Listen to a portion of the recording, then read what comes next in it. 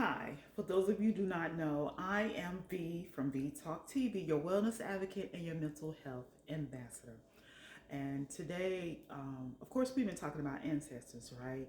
I've been thinking about how my children and their children are going to view me after I'm gone.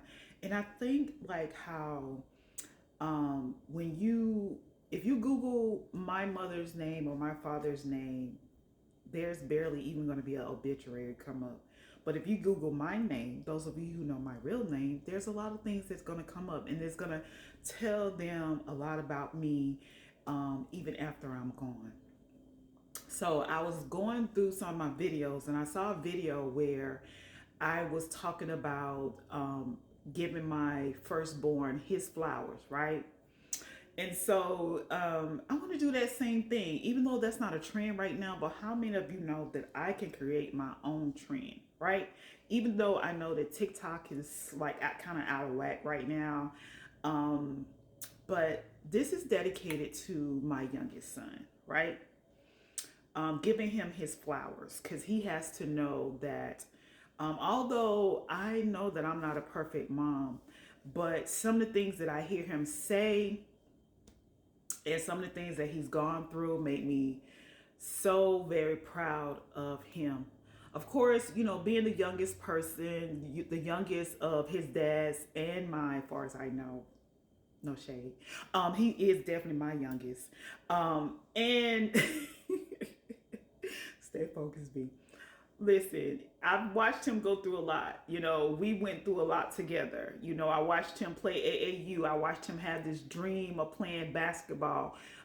We went through something not too long ago where him and I thought he was going to really get signed to this team, and it didn't happen. And he was so devastated. The way he handled it was like such a real mature man. He's only 26 years old, getting ready to be 27, and he really handled it very maturely.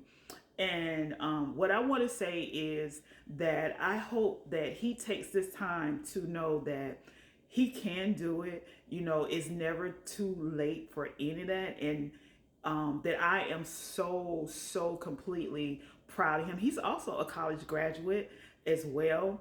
And I think, you know, sometimes we were taught to be humble. You know what I'm saying? But being humble doesn't mean that you don't recognize your accomplishment. Being humble doesn't mean that you can't be a go-getter, right?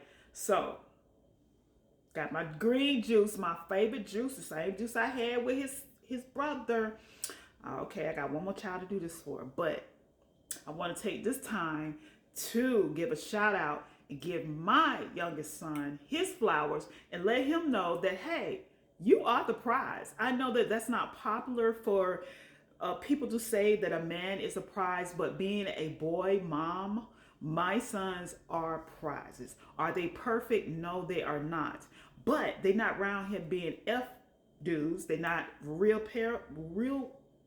red pill, I think it is. And it's just green juice in here, you guys. There's no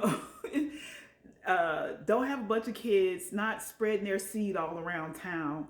And yes, that's an accomplishment for me. That lets me know that, hey, that I did some things right, because as a single mother, okay, I a lot of times felt like, man, I'm just being too hard and I wanted to be soft. But at the same time, like I said, to listen at them talk and to see how they are makes me very proud to call myself their mom. So, listen, this is about you, D. Keep going.